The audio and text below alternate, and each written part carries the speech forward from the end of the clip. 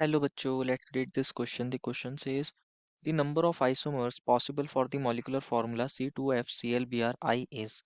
Option first is 2, option second is 3, option third is 4 and option fourth is 6. बच्चों इस question में पूछा गया है कि जो हमारे पास मॉलिक्यूलर फार्मूला C2FClBrI है उसके लिए कितने आइसोमर्स बन सकते हैं। तो फर्स्ट ऑफ ऑल बात करते हैं बच्चों इस क्वेश्चन के की कॉन्सेप्ट के बारे में। क्या होगा बच्चों इस क्वेश्चन का की कॉन्सेप्ट। इस क्वेश्चन का की कॉन्सेप्ट है आइसोमेरिज्म। क्या है बच्चों इस क्वेश्चन का की कॉन्सेप्ट आइसोमेरिज्म। बेसिकली आइसोमेरिज्म एक फिनोमिना है जिसमें हमारे पास एक से ज्यादा कंपाउंड्स का जो मॉलिक्यूलर फॉर्मूला हो सकता है वो सेम हो सकता है। एक से ज्यादा कंपाउंड्स के मॉलिक्यूलर फॉर्मूला सेम हो सकते हैं, लेकिन उनके पास या तो उनकी डिफरेंट स्ट्रक्चर होगा या उनकी डिफरेंट प्रॉपर्टीज होगी, लेकिन मॉलिक्यूलर फॉर्मूला उनका सेम होता है। अगर हमारे पास एक से ज्यादा कंपाउंड का मॉलिक्यूलर फॉर्मूला सेम होता है तो उस इसी फिनोमिना को बोलते हैं आइसोमेरिज्म, और वो क्या कहलाते हैं एक दूसरे के आइसोमर्स। तो बेसिकली हमें भी क्या बताना है, हमें बताना है आइसोमर्स उस कंपाउंड के बेसिकली जिनका मॉलिक्यूलर फॉर्मूला क्या हो C2FClBrI। अब अगर हमें इसके आइसोमर्स बताने हैं कितना आइसोमर्स पॉसिबल हो सकते हैं, तो बेसिकली हमें पता होना चाहिए कि इस कंपाउंड में कोई अनसैचुरेशन वगैरह प्रेजेंट तो नहीं है। तो उसके लिए हम क्या चेक करते हैं, डिग्री ऑफ अनसैचुरेशन। हमारा जो फर्स्ट स्टेप रहता है वो क्या होता है, डिग्री ऑफ अनसैचुरेशन, जो बताता है कि क्या हमारे कंपाउंड में कोई अनसैचुरेशन कोई डबल बॉन्ड प्रेजेंट तो नहीं है। तो इसका फॉर्मूला होता है C+1 -H/2 -X/2 +N/2, जहाँ H क्या होता है, हाइड्रोजन होता है, X होता है हेलोजन, N होता है नंबर ऑफ नाइट्रोजन एटम्स। तो हमारे पास क्योंकि मॉलिक्यूलर फॉर्मूला में दो कार्बन हैं तो हम यहाँ C की जगह क्या लिख सकते हैं, 2+1। और यहाँ पर क्योंकि हाइड्रोजन कितने हैं बच्चों, एक भी नहीं, तो यहाँ 0/2। हेलोजन कितना है बच्चों, यहाँ 4, क्लोरीन क्लोरीन ब्रोमीन आयोडीन सभी हेलोजन से, तो आ जाएगा -4/2। नाइट्रोजन नहीं है तो 0/2। तो हमारे पास क्या बन जाएगा, 2+1 3 -2। क्या बन जाएगा ये, 2+1 3 -2 दैट इज 1। अब हमारे पास एक क्या है, double bond degree of unsaturation आया है, या इसको डबल बॉन्ड इक्विवेलेंस भी बोलते हैं। दैट मीन्स हमारे पास यहाँ पर इस मॉलिक्यूलर फॉर्मूले में C2FClBrI में एक डबल बॉन्ड रहा होगा। क्या रहा होगा, एक डबल बॉन्ड रहा होगा, और वो डबल बॉन्ड किसके बीच में रहा होगा, हमारे पास दो कार्बन है, दैट मीन्स वो एल्कीन रही होगी। कार्बन कार्बन में डबल बॉन्ड होता है एल्कीन्स के अंदर। क्या होता है, कार्बन कार्बन के बीच में डबल बॉन्ड। इसको ऐसे लिख सकते हैं, यहाँ कार्बन कार्बन के बीच में डबल बॉन्ड रहा हो। तो हमारे पास क्या क्या एल्कीन्स हो सकती हैं इसको देखते हैं। हमारे पास यहाँ बेसिकली अगर आप देखोगे, क्लोरीन, और यहाँ हमने क्लोरीन ले लिया है, और इस तरीके से यहाँ ब्रोमीन ले लिया है, आयोडीन ले लिया है।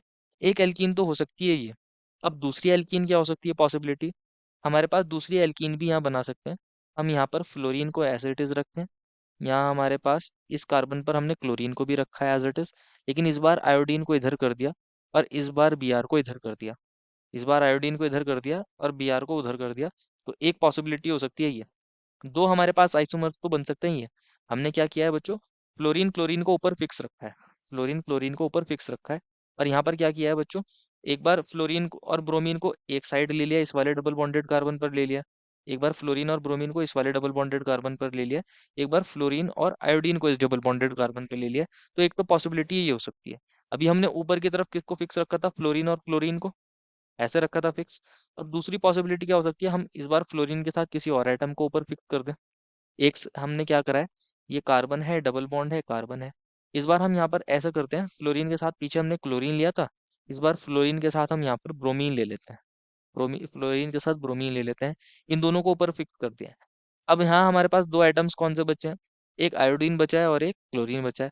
तो या तो हो सकता है बच्चों हमारे पास क्लोरीन यहाँ पर हो, आयोडीन यहाँ पर हो, या दूसरी पॉसिबिलिटी क्या हो सकती है बच्चों, हमारे पास फोर्थ पॉसिबिलिटी, ये C डबल बॉन्ड C हमने फ्लोरीन और ब्रोमीन को ऊपर फिक्स रखा था, लेकिन इस बार यहाँ पर आयोडीन हो और यहाँ पर कौन हो बच्चों, क्लोरीन हो। एक पॉसिबिलिटी हो सकती है। एक हमारे पास पॉसिबिलिटी और हो सकती है, अब क्या हो सकती है बच्चों, हमारे पास फिफ्थ पॉसिबिलिटी, ये कार्बन कार्बन डबल बॉन्ड। अभी हमने क्या देखा बच्चों, पहले वाले केस में हमने फ्लोरीन और क्लोरीन को ऊपर फिक्स रखा, फ्लोरीन और क्लोरीन को फिक्स करा, और ये जो थे इन दोनों को इंटरचेंज करके देख लिया एक बार। ये जो हमारे पास Br और हमारा I था, इन दोनों को क्या करके देख लिया हमने, इंटरचेंज करके देख लिया था। दूसरी हमने क्या किया, दोबारा हमने लिया क्लोरीन और ब्रोमीन को ऊपर फिक्स कर दिया।